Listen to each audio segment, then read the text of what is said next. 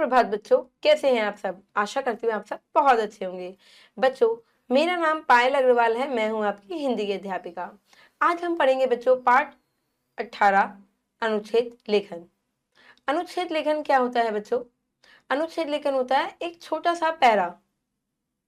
आपको कोई टॉपिक दे दिया जाता है, कोई विषय दे दिया जाता है, उसको आपको कम शब्दों में लिखना होता है। मतलब कि 100 अगर देखा जाए तो 100 शब्दों में ही लिखना होता है या इससे भी कम, पर आपका बहुत बड़ा नहीं हो सकता। जैसे कहानियां तो बहुत लंबी लंबी हो जाती हैं, पर अनुच्छेद का अर्थ होता है छोटा, छोटा समूह। जितना पूछा है, जितना बताना है, सिर्फ उतना ही आपको उसमें लिखना होता है। बहुत ज्यादा इधर उधर की बातें नहीं करनी होती। चलिए आइए कुछ अनुच्छेद पढ़ते हैं, बढ़ते हैं पाठ की ओर। पाठ 18 अनुच्छेद लेखन। किसी एक भाव अथवा विचार को व्यक्त करने के लिए लिखे गए लघु, यानी कि लघु मतलब छोटा, वाक्य समूह को अनुच्छेद लेखन कहते हैं। इसका मुख्य कार्य किसी एक विचार को इस तरह लिखना होता है जिसके सभी वाक्य एक दूसरे से बंधे होते हैं। ऐसा ना हो कि एक वाक्य किधर जा रहा है तो एक वाक्य कहीं और जा रहा है, बंधे हुए वाक्य हैं। एक भी वाक्य निरर्थक एवं अनावश्यक नहीं होना चाहिए। मतलब कि आपको कोई ना कोई उसका कोई ना कोई अर्थ होना चाहिए जो भी आप लिख रहे हैं। इसकी भाषा सरल होनी चाहिए और एवं मूल बिंदुओं की ही चर्चा होनी चाहिए। आइए अनुच्छेद के कुछ उदाहरण पढ़ते हैं।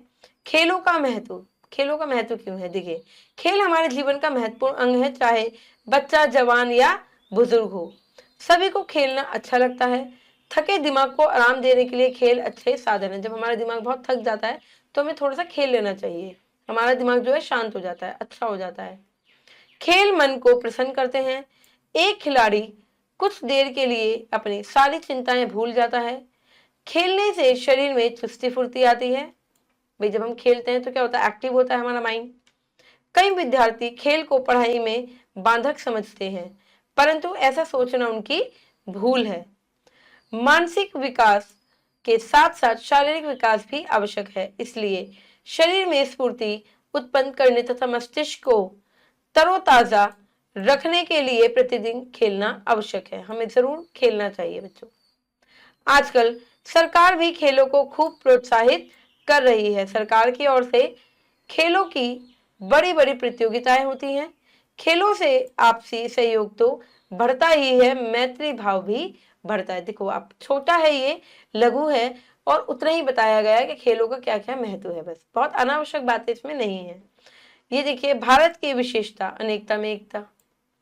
देखिए, काल करे सो आज कर, आज करे सो अब। ये एक अनुच्छेद है कि बहुत से लोग आजकल करते करते ही अपना अमूल्य समय खोते रहते हैं।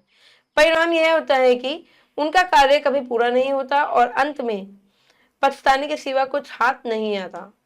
अंग्रेजी में एक कहावत है, टाइम्स इज मनी, अर्थात समय ही धन है। वास्तव में बात भी ठीक है। मनुष्य की आयु बहुत थोड़ी होती है, पलक मारते ही बीत जाती है। इसके विपरीत उसकी जिम्मेदारियां बहुत अधिक है। उसका मार्ग इतना कांटों भरा है कि फूक फूक कर पग रखने की आवश्यकता है। इससे कहते हैं कि कल करे सो आज कर और आज करे सो अभी वो काम कर दे। देखिए बच्चों, ये पुस्तक मेला घड़ी का संदेश, घड़ी हमसे क्या कह रही है, ये कुछ अनुच्छेद दिए गए हैं जिसे आपको पढ़ना है और कुछ आपको अभ्यास करने अनुच्छेद पे। जैसे मेरी स्कूल बस, आपकी स्कूल बस किस कलर की है, किस समय पर आती है, क्या है फैसिलिटी आपके स्कूल बस में, ये आपको लिखना है। सूर्य उदय का दृश्य कैसा होता है जब सूर्य उदय होता है।